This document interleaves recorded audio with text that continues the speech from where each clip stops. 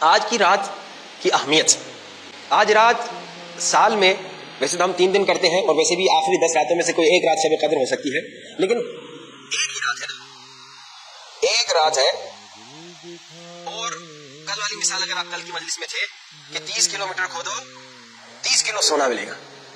ایک رات ہے، پوری رات اٹھے رہو اور کیا ہوگا؟ تمہاری تقدیر بدل جائے گی، کیونکہ سگنیچر ہونا ہے، آپ کی تقدیر پہ سگنیچر ہونا ہے شب قدر کو، یا آج کی رات یا 21 کی رات یا 23 کی رات یا آخری 10 راتوں میں سے کوئی ایک رات. اسی لیے جو مشہد میں ہم نے دیکھا ہے کہ جو بزرگ علماء ہیں، سمجھدار علماء ہیں، وہ آخری 10 رات ہر رات شب قدر کے اعمال آ کے مولا رضا کے حرم میں کرتے ہیں. جب انسان کو اتنی بڑی چیز مل رہی ہے، مثلا جو جوان ہے جس کی شادی نہیں ہو رہی، وہ اس کو آج رات تقدیر میں بیوی مل سکتی ہے. جو غریب ہے جس کو پیسے نہیں مل رہے، اس کو آج رات پیسے مل سکتے ہیں. جو بے اولاد ہے اس کو آج رات اولاد مل سکتی ہے. تقدیر ہے. علیکم السلام. جس کی موت لکھی ہوئی ہے وہ آج رات اپنی زندگی بڑھا سکتا ہے. اندازہ لگائیے. وہی بالکل وہ مثال یہاں پہ ایکوریٹ آ رہی ہے کہ جب آپ کو معلوم ہو کہ سونے کی ویلیو کیا ہے تو آپ 30 کلومیٹر کھودیں گے، لیکن جب آپ کو معلوم نہ ہو کہ سونے کی ویلیو کیا ہے آپ محنت نہیں کریں گے. اور اکثر ہم نے دیکھا ان راتوں کو مومن کیا کرتے ہیں، کہتے ہیں مولانا صاحب 1.5 گھنٹے میں اعمال ختم کریں، ہمیں گھر جا کے سونا ہے، کل جوب ہے، کل بچوں کا اسکول ہے، کل یہ ہے، کل بھائی 30 کلو سونا مفت میں مل رہا ہے تو آپ اتنی محنت کر رہی ہیں. 30 کلو نہیں، 300 کلو نہیں، 3000 کلو نہیں، تقدیر بدل رہی ہے. یعنی اگر آپ جہنمی ہیں خدا نہ خواستہ تو آج رات جنتی بننے والے ہیں. اور آج رات کے اعمال میں سے ایک عمل یہ کہ پوری رات اٹھے رہو، گپ شپ نہیں، غیبتیں نہیں، فلمیں ڈرامے نہیں، فٹ بال میچ دیکھنا نہیں، کرکٹ میچ دیکھنا نہیں، عبادت کرو. اور ہمارا کیا حال ہے؟ اکثر جگہ، اکثر ایران میں تو ماشاءاللہ پوری رات ہوتے ہیں اعمال، پاکستان میں بعض علاقوں میں پوری رات ہوتے ہیں، لیکن اکثر یورپ میں، آسٹریلیا میں، کینیڈا میں مومنین، یہاں کا میرے کو تجربہ نہیں ہے، لیکن جو مجھے بتایا گیا کہ مولانا 1.5 گھنٹے میں انشاءاللہ 2 گھنٹے زیادہ اس کو بس ختم کر لیں. لیکن اب میں تو اتنی دیر میں ختم کر لوں گا، پریشان مت ہوئیے گا.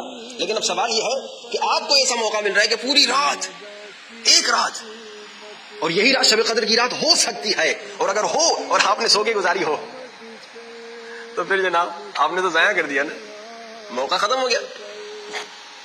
اتنی بری بات ہے کہ ایک مجھے موقع مل رہا ہے. میں آج رات کو آپ کو صبح تک نہیں بٹھائے رکھوں گا، لیکن میں صرف بتا رہا ہوں کہ اگر آپ لوگ کا یہ روٹین ہے کہ آپ 1.5 گھنٹہ 2 گھنٹہ عمل کر کے چلے جاتے ہیں گھر، کوشش کیجیے کہ گھر میں بیٹھ کے ذکر کریں، دعا کریں، تقدیر اپنی بدلوانی ہے. اور انشاءاللہ آج کے اعمال میں جیسے ایک غسل تھا تو انشاءاللہ آپ لوگ غسل کر کے آئے ہوں گے. اگر نہیں کیا اس درس کے بعد فوراً دوڑیے غسل کر کے واپس پھر آئیے اگر ممکن ہے، گھر قریب ہے. ادروائز انشاءاللہ آئندہ شب قدر میں آنے سے پہلے غسل کر کے آئیے گا. شب قدر کا غسل آج کیا ہے انشاءاللہ آپ کو رات کو بتائیں گے آج کیا ہے. لیکن آج نمبر 1 سونا نہیں، کوشش کریں تلف کریں. ایسا نہیں ہوگا وہ جناب مولانا نے کہا مولانا آپ نے کہا سونا نہیں ہے، سونا نہیں ہے، 2-2:30 بجے تک میں اٹھا رہا، 3 بجے میں سو گیا، مولانا سحری بھی گئی، پورا دن میں بھوکا رہا، نماز بھی میں نہیں پڑھا. ایسا نہیں کہ مستحب کے چکر میں واجب لکھا جائے، یہ بھی نہیں کرنا. لیکن اگر ممکن ہو تو آپ یہ کریں کہ آج رات اٹھے رہے اور آج ذکر کرتے ہیں.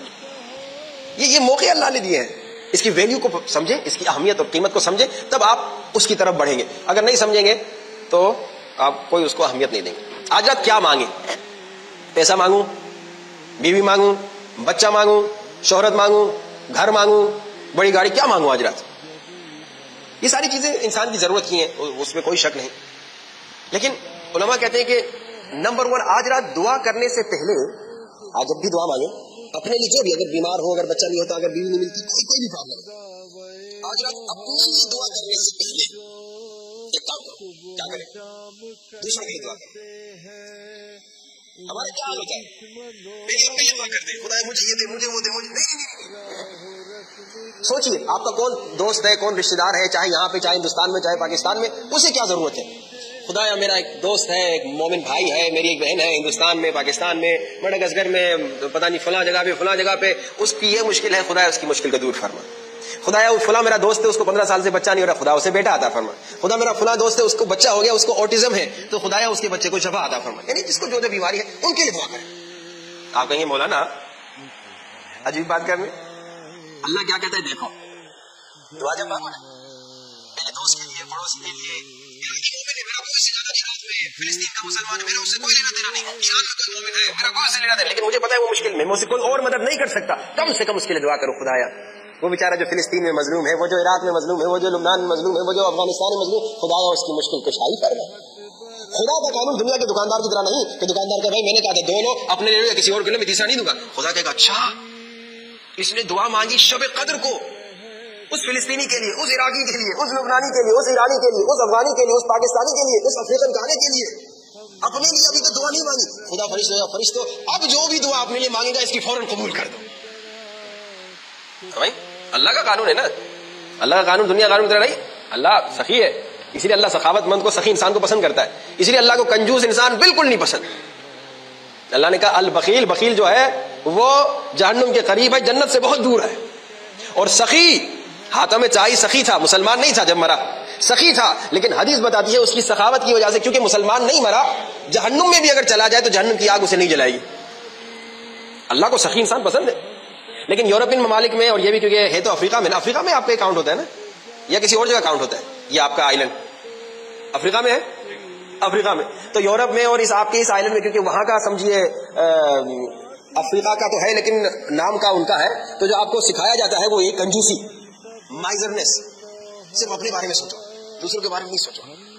اسلام کہتا ہے دوسروں کے بارے میں پہلے سوچو پھر اپنے بارے میں سوچو. جو اہل بیت نے سکھایا اس کی میں آسان مثال آپ کو دوں.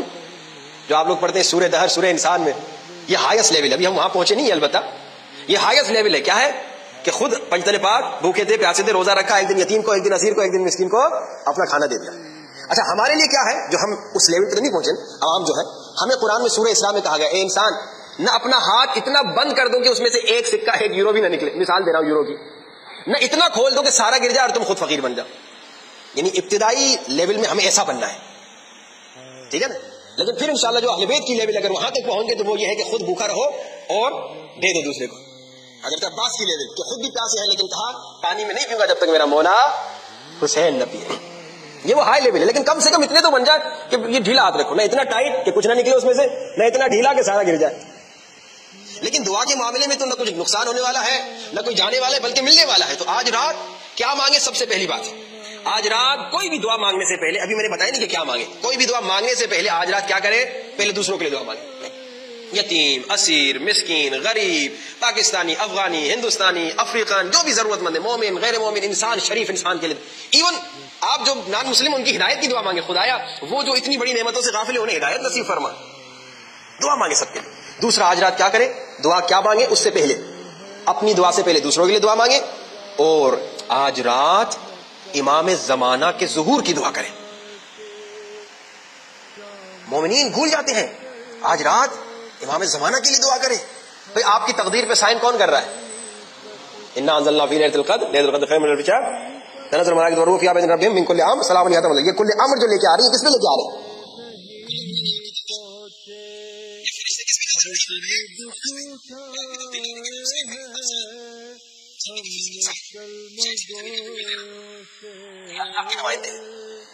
تو آج رات امام زمانہ کے ظہور کے لیے دعا کریں گے تو آپ کی دعا جلدی قبول ہوگی.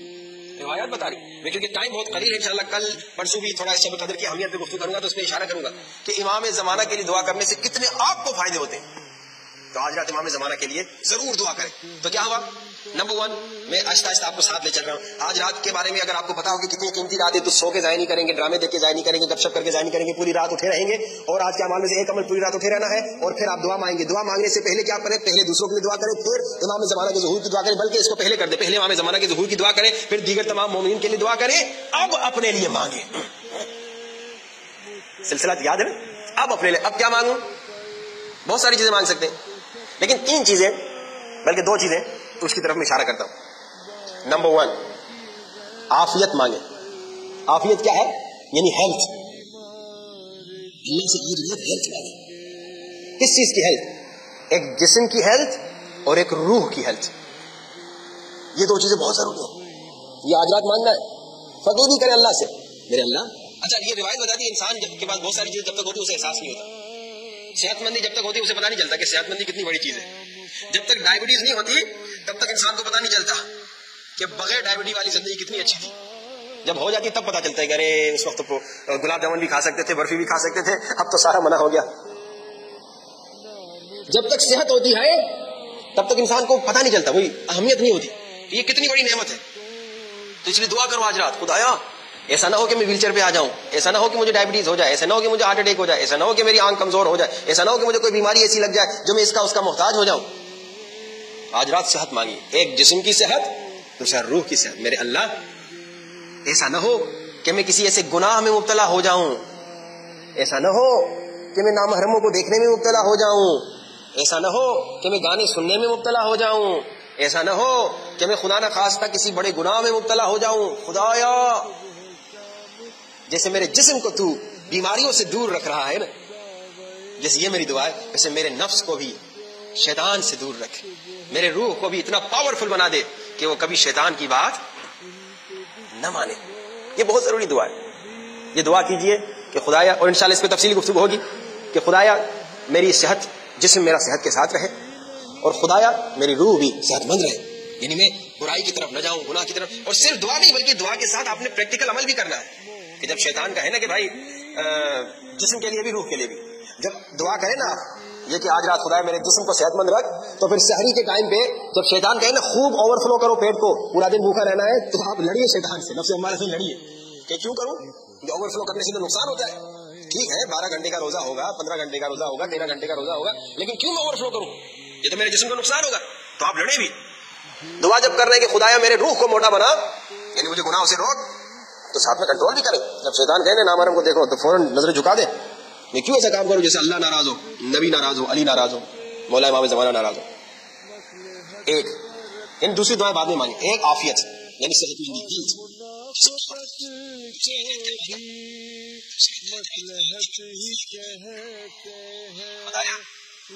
ایسا نہ ہو کہ پوری زندگی دشیاں لیکن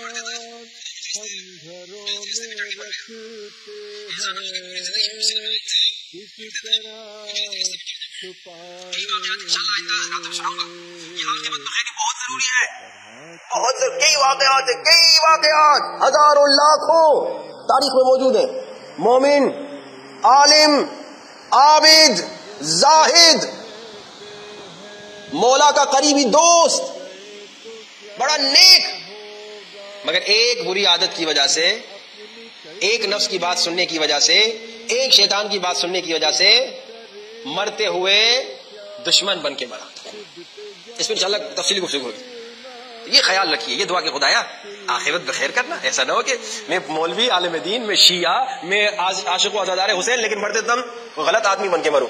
نہیں خدایا مرتے وقت مجھے شیعہ مارنا، زبان پہ لا الہ الا اللہ محمد رسول اللہ علی ولی اللہ ہو، میرا سر مولا حسین کے قدموں پہ ہو، یعنی ایسی موت ہو، عاقبت بخیری.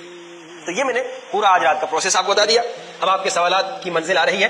میں پھر ریپیٹ کرتا ہوں تاکہ آپ کو بات انشاءاللہ یاد رہے. اب میں پھر پوچھ رہا ہوں، مجھے نہیں معلوم کہ میں جب اردو بول رہا ہوں آپ سب سمجھ رہے ہیں نا، تو میں نے کیا کہا آج رات کوشش کریں کہ اعمال جو ہے سارے کریں، آج رات اٹھے رہیں. یہ بڑا خزانہ ہے، 30 کلو سونے سے زیادہ آپ کو آج رات مل رہا ہے. تقدیر بدلے گی. نمبر 1. نمبر 2، جب دعا مانگے تو کیا مانگے؟ پہلے امام زمانہ کے ظہور کی دعا کریں، پھر دوسرے تمام مومنین مومنات مظلومین انسانوں کے لیے دعا کریں، پھر جب اپنے لیے بھی دعا مانگے تو کیا کریں؟ نمبر 1 کیا مانگے؟ عافیت یعنی صحت مندی، جسم کی صحت مندی اور روح کی صحت مندی. دعا کے ساتھ ساتھ پریکٹیکلی بھی کنٹرول بھی کریں، اوور فلو نہ کریں پیٹ کو. اسی طرح گناہ کی طرف شیطان لے جائے تو خود پہ کنٹرول کریں. اور تیسرا عاقبت بخیری کی دعا کریں کہ خدایا مروں تو شیعہ مروں، جیسے پیدا شیعہ ہوا تھا، جیسے پاک فطرت کے ساتھ آیا تھا، اسی طرح پاک فطرت سے اس دنیا میں سے جاؤں. اب صلوات پڑھتے ہوئے اس کے بعد جس کو جو سوال ہے پوچھ لیں. باز بلند صلوات. یہ تو کمال کا سوال ہے جس پہ پورا گھنٹہ ٹائم دینے کی ضرورت ہے، لیکن میں صرف اشارہ کرتا ہوں، پھر اس پہ گفتگو کریں گے آگے. کہ دعائے کمیل میں ہم پڑھتے ہیں میرے اللہ، اللہم اغفر لی الذنوب التي تحبس الدعاء. یہ پڑھتے ہیں کہ میرے اللہ میرے ان گناہوں کو بخش دے جن کی وجہ سے دعا جیل میں چلی جاتی ہے. یہ جیل کیا ہے؟ کہ دعا مانگنے دعا قبول نہیں ہو رہی. کچھ گناہ ایسے ہیں جن کی وجہ سے دعا جیل میں چلی جاتی ہے. مثالوں میں سے ایک گناہ جھوٹ بولنا. آپ ایک جھوٹ بولیں گے 40 دن دعا قبول نہیں ہوگی. بعض مزے میں جھوٹ بولتے ہیں ہنسی مذاق میں، تو 40 دن دعا قبول نہیں ہوگی. اب دعا کر رہے میرے اللہ بھائی کا خدا نہ خواستہ کسی کا ایکسیڈنٹ ہو گیا، کہہ رہا خدا یا بھائی کو بچا، ڈاکٹر کہہ رہا ہے بچنے کی کوئی امید نہیں، بس دعا ہی سے بچ سکتا. اور آپ نے ابھی کل جھوٹ بولا ہے 40 دن تک بھائی پتہ نہیں بچے گا بھی نہیں بچے گا. آپ زبان پہ کنٹرول کرنا ہے. ایک لقمہ حرام پیٹ میں گیا، 40 دن دعا قبول نہیں، یہ وہ گناہ ہے.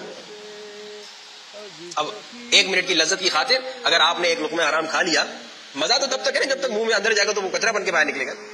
1 منٹ کے حرام لذت کی وجہ سے آپ نے حرام لقمہ کھا لیا، چاکلیٹ تھا، بسکٹ تھا، کوئی بھی سینڈوچ تھی، اور آپ کو جانتے ہوئے کھا لیا. بلکہ اس میں یہ الگ موضوع ہے کہ نہ جانتے ہوئے بھی اگر کھائیں گے تو اس کا آپ کو اثر تو ہوگا. جیسے غلطی سے اگر میں زہر پی لیتا ہوں، کیا میں مروں گا یا بچوں گا؟ نہیں بتا رہے آپ، بات سمجھ میں آئی؟ اگر میں غلطی سے زہر پی لوں، میں مروں گا یا بچوں گا؟ مروں گا، بالکل مروں گا. کیا وہ میرا پیٹ کہے گا نہیں اس نے تو غلطی سے پیا ہے, ابھی اس کو مارنا نہیں ہے, جب یہ جان بوجھ کے پیے گا تب اس کو مارنا ہے, اثر تو ہوگا. اسی لیے علماء کہتے ہیں کہ احتیاط کرو, بہت احتیاط کرو, غلطی سے بھی حرام گئے 40 دن دعا قبول نہیں ہوگی تو پھر کیا کریں گے, مصیبت میں پھنس جائیں گے. اس طرح کیجیے. تو اب کیا اسی لیے علماء کہتے ہیں کہ جب دعا کرو, جیسے بھی میں نے کچھ باتیں آپ کو بتائی کہ دعا کرنے سے پہلے آپ نے کیا کرنا ہے کہ دوسروں کے لیے دعا کریں, امام زمانہ کی ظہور کے لیے دعا کریں, اپنے لیے عافیت کی صحت مانگیں, اپنی آخرت میں خیری مانگیں. لیکن علماء کہتے ہیں ان تمام دعاؤں سے پہلے, جو میں نے یہ پوائنٹ چھوڑا ہوا تھا آج رات کے لیے لیکن اب پوچھا ہے تبھی آپ کو بتایا تھا, ان تمام دعاؤں سے پہلے دعا کرنے کے آداب میں سے ایک ادب یہ ہے کہ جب بھی دعا کرو تو پہلے توبہ کرو, گریا کرو, آنسو بہاؤ اپنے گناہوں پہ, اپنی زبان پہ اگر اس نے جھوٹ بولا, اپنی آنکھ پہ اگر اس نے نامحرم کو دیکھا, اپنے کان پہ اگر اس نے گانے سنے, اپنے ہاتھ پہ اگر اس نے ظلم کیا تو توبہ کرو گے. بلکہ دعا کے آداب اور بھی ہیں کہ اس سے پہلے صلوات پڑھو جب بھی دعا کرو. کئی دیگر آداب انشاءاللہ میں آج کے پروگرام میں اور انشاءاللہ دیگر پروگرام میں بتاؤں گا. تو توبہ جب کر کے انسان دعا مانگے گا کیا ہوگا, تو وہ آہستہ آہستہ دعا جیل سے نکلے گی. ڈیپینڈ کرتا ہے انسان کا گناہ خدا نخواستہ کتنا.